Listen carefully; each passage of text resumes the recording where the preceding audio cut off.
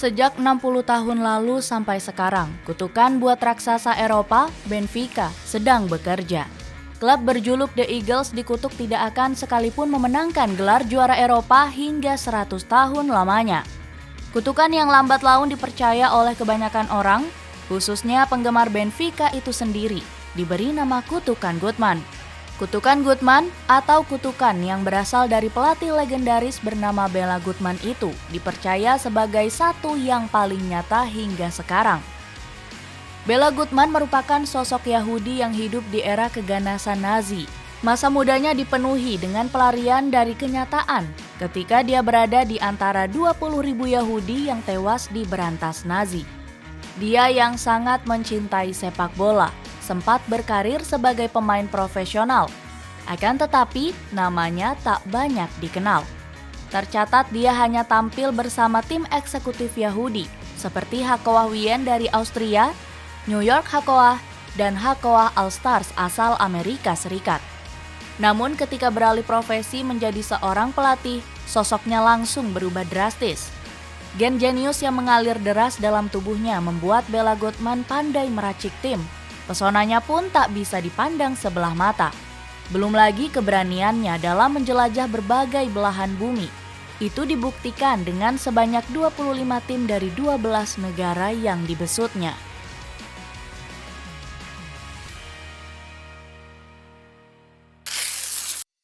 Bagaimana kutukan Gutman tercipta? Salah satu kenangan dan prestasi terbaiknya sebagai seorang pelatih hadir ketika dia membesut kesebelasan asal Portugal, Benfica. Tepat pada 1959, dia ditunjuk melatih Benfica dan mulai mempertunjukkan keahliannya. Bersama Gutman, Benfica menjelma menjadi tim superior. Tepat ketika dia mendarat sebagai pelatih, sebanyak 20 pemain dilepas dan digantikan oleh kumpulan anak-anak muda. Kegemilangan Gutman sebagai pelatih jempolan kian tak terbantahkan ketika dia dibantu oleh pemain macam Eusebio, Jose Aguas, Jose Augusto, Costa Pereira, Antonio Simoes, Germano, dan Mario Coluna. Prestasinya, Benfica sukses memenangi gelar Liga tahun 1960 dan 1961. Tapi tunggu dulu, itu tidak menjadi raihan terbaiknya selama menjabat sebagai pelatih Benfica. Sebab, dia masih tercatat sebagai sosok yang berhasil membawa gelar Eropa terakhir ke lemari Piala Benfica pada tahun 1962. Di mana itu jadi yang kedua secara beruntun setelah setahun sebelumnya. Prestasi yang sama berhasil didapat. Tak tanggung-tanggung, di tahun 1961, Benfica berhasil mengalahkan klub sebesar FC Barcelona dengan skor tipis 3-2. Kemudian pada tahun 1962, catatan lebih gila dipersembahkan oleh Bela Gutman. Benfica yang bertemu Real Madrid di partai final sukses menang besar dengan skor 5-3. 3 gol Ferenc Puskás ketika itu menjadi sia-sia setelah Benfica asuhan Gutman mampu menjebol gawang El Real sebanyak 5 kali. Merasa bahwa prestasinya jauh melebihi harapan, Bela Gutman langsung menemui manajemen Benfica sepulang dari Amsterdam, tempat partai final Eropa tahun 1962 digelar. Dia meminta kenaikan gaji atas kinerjanya. Namun, Presiden baru Benfica ketika itu, Antonio Carlos Cabral Vezes Vital, menolak permintaan Gutman. Vital menganggap jika permintaan Gutman dianggap terlalu tinggi dan sangat tidak masuk akal. Mendengar penolakan tersebut, Gutman merasa tersinggung dan memilih mundur dari kursi kepelatihan Benfica. Tak hanya mengundurkan diri, dia juga mengucapkan sumpah serapah yang sampai saat ini akibatnya masih dirasakan oleh seluruh komponen yang berada di kubu Benfica. Dalam waktu 100 tahun dari sekarang, Benfica tidak akan pernah lagi menjadi juara Eropa. Kira-kira begitu kekecewaan yang diungkapkan Gutman kepada Benfica. Permintaan Gutman kepada manajemen soal kenaikan gaji sejatinya sangat bisa dipahami. Sekali lagi, Gutman bukanlah sosok sembarangan. Dia bahkan berperan penting dalam manuver yang dilakukan Benfica untuk bisa menggait Eusebio. Sebagaimana diketahui, Eusebio sudah dipantau lebih dulu oleh klub rival, yakni Sporting Lisbon. Namun berkat jasa Gutman, bakat calon legenda besar itu berhasil diamankan. Selain itu, Gutman juga memiliki filosofi ciamik. Dia membuat Benfica menjadi pasukan yang sangat berbahaya ketika melakukan serangan. Itu terjadi setelah dia begitu mengandalkan skema permainan menyerang sepanjang laga. Saya tak pernah keberatan jika lawan mencetak gol karena saya selalu percaya jika kami bisa mencetak lebih banyak gol, kata Gutman. Lebih dari itu, dia juga menuntut setiap pemain untuk tidak asik sendiri dan cekatan dalam mengoper bola. Slogan yang kemudian ia sebut ping pang pong and tatata. Jangan lupakan pula metode tata kelola pemainnya yang disumbangkan kepada Benfica. Ketika dia mengatakan bila regenerasi pemain sangatlah penting. Gutman tidak akan membiarkan tim inti sebuah klub bertahan selama 3 tahun.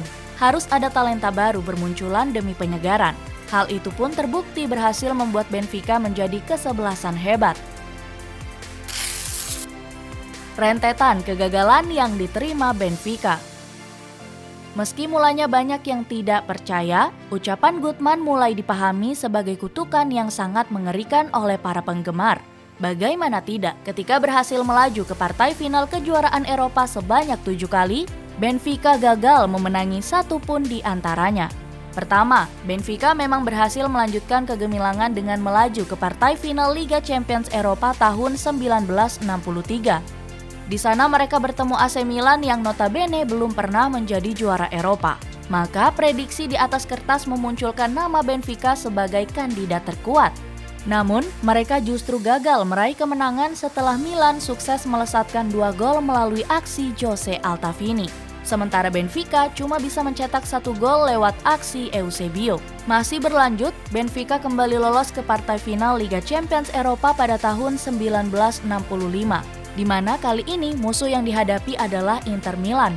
Lagi-lagi Benfica gagal meraih gelar juara usai tak mampu menembus pertahanan Grendel skuad asuhan Helenio Herrera yang dikomandoi Giancito Facchetti. Meski gagal memenangkan laga final melawan La Beneamata, para penggemar Benfica masih belum percaya akan kutukan Gutman. Sebab di laga Inter Milan mereka percaya bila taktik yang dimainkan Alex Schwartz salah. Schwartz dianggap terlalu kaku dalam memainkan pola 4-2-4 sehingga tak mampu menembus pertahanan Inter Milan. Namun keyakinan supporter Benfica untuk tidak mempercayai kutukan Gutman seketika runtuh pada tahun 1968, 1988, dan 1990. Mereka sama sekali tak mampu menggondol satu pun piala Champions meski lolos ke partai final. Klub semacam Manchester United, PSV Eindhoven, sampai AC Milan menjadi tim yang seolah kian menguatkan kutukan Gutman. Khusus di laga final melawan AC Milan tahun 1990 yang diselenggarakan di Vienna, di mana lokasi tersebut juga menjadi tempat Gutman meninggal dan dikuburkan pada 28 Agustus 1981. Eusebio bahkan sampai berdoa di makamnya serta meminta agar kutukan terhadap Benfica diangkat. Namun seperti yang kita semua tahu, upaya itu berakhir sia-sia. Teranyar, kompetisi kelas 2 yakni Europa League turut memberi andil bagi kegagalan Benfica di kejuaraan Eropa. Adalah ketika pada tahun 2013 dan 2014 mereka dipecundangi di partai final. Di tahun 2013, Benfica harus bertekuk lutut atas Chelsea setelah Branislav Ivanovic mencetak gol di penghujung laga untuk memastikan kemenangan 2-1 The Blues. Lalu pada tahun 2014, mereka yang menghadapi Sevilla kalah lewat drama adu penalti dengan skor 4-2.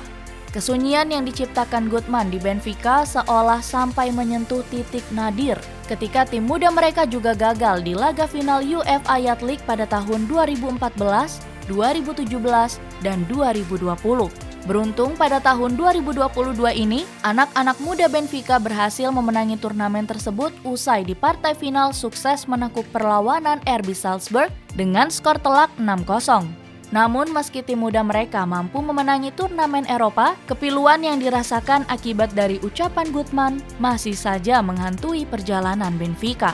Bila kutukan ini benar-benar mencapai waktu yang ditetapkan Gutman, maka Benfica baru akan berpesta di Eropa pada tahun 2062 mendatang.